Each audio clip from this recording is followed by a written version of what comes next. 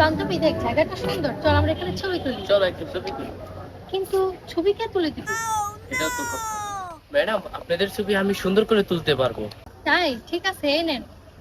ঠিক আছে, ইয়ে ঠিক আছে। বান্ধবী দেখ, লোকটা কত ভালো, আমাদের দূরের থেকে ছবি তুলবে। আরে দূরে থেকে ছবি তুলতেছে না, লোকটা আমাদের মোবাইল নিয়ে পালাইছে। কি? হ্যাঁ চল চল। নিয়ে গেল।